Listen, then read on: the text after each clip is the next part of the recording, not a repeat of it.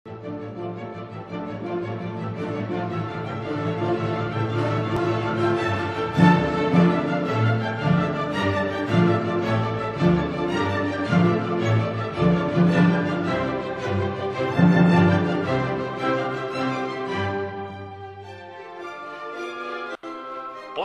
diel našeho dokumentu mapujúceho krásy Štrasburgu bude o Europarlamente. O Europarlamente a našich žiadostiach, ktoré sme predložili v tejto vrcholnej európskej inštitúcii.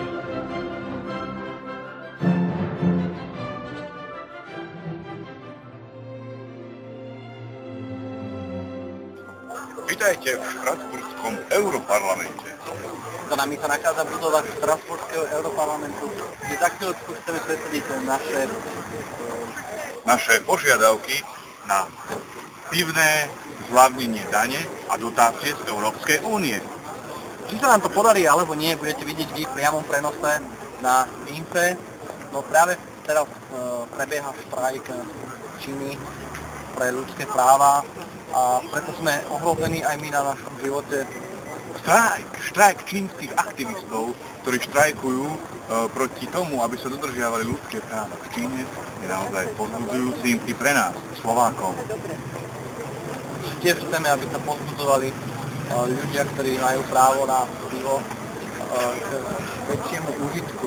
Áno, my chceme protestovať, pretože pivo je nápoj, ktorý slúži pre všetkých. Prečo by mali byť na ňo vysoké daňové zaťaženia a spotrebné dane a naopak nulové dotácie takmer.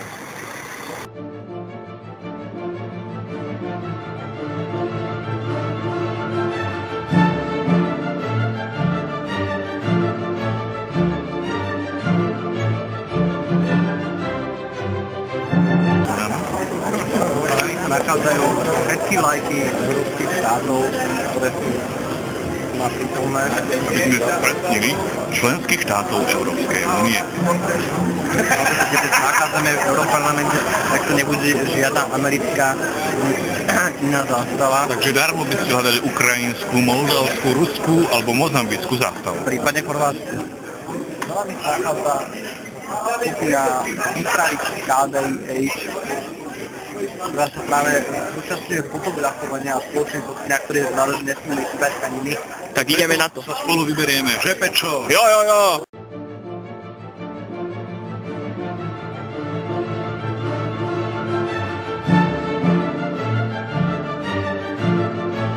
Prostredia pre malé a stredné podniky, čiže zlepšenie, lepšia zamestnanosť.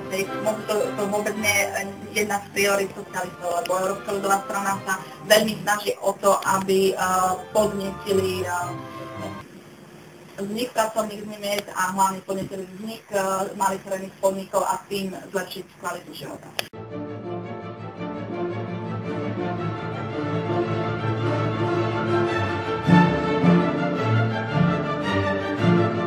Nachádzame sa v útrobách Štrasburského Europarlamentu.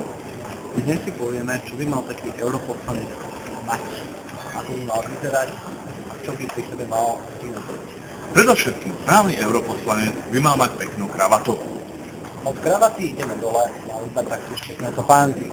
Správnemu europoslancovi patrí dobrý kvalitný oblek a pekný vzhľadný fešant výzor. Taktiež pri sebe by mal mať sprevázať krásne ženy. Dostatok žien, Štrasburg má toto prírodné bohatstvo už dávnejšie v zásobe, spĺňa všetky kritéria pre prirodzene hlavné mesto Európy. Nielen prirodzene, ale skutočným hlavným mestom Európy stáva Štrasburg hlavne pre europoslancov. Každý europoslanec si teda môže zadovážiť aj potrebnú súčasť správneho europoslanca a do výbavičky si doplniť pekné dievča či spoločničku.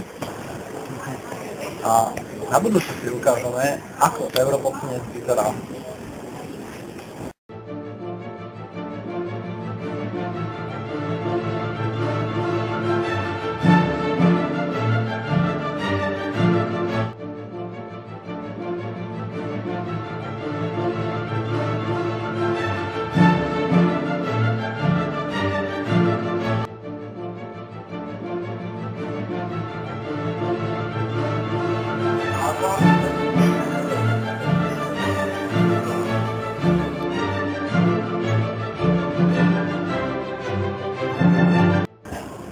ten náš návrh, ktorý sme predniesli našim poslancom v Europarlamente, vyzerá asi takto.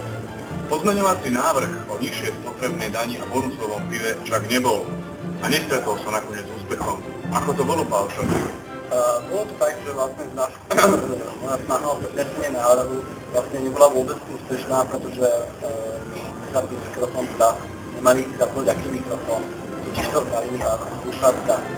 Pálčo po chvíli sedenia v miestnosti Europarlamentu zistil, že do sluchátok sa hovoriť nedá. A tak, napriek tomu som sa pokúsil o prednesenie tohto návrhu, ktorý bol vypočutý, ale bohužiaľ len jedným účastníkom rokovania v tomto.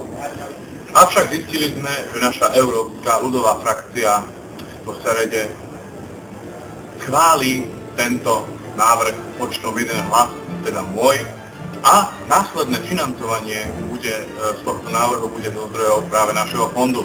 Avšak koľko máme na čiastke fondu, sa opýtame práve Pálča. Pálčo, koľko máme, aký vysoký máme účet na našom fonde? Na našom fonde sa nachádza presne 7 eur aj 50 centov. To značí, že mám taký návrh, že týchto 7 eur aj 50 centov a môžeme vybrať na pivo. Tak, a to 10. bude bonusové. To 10. bude totiž zo Štrasburgu. A čo si na budúce ukážeme? Na budúce si ukážeme, ako umlátiť štrasburského poslancu mikrofónom bez toho, aby si to všimla všade zvedavá ochránka.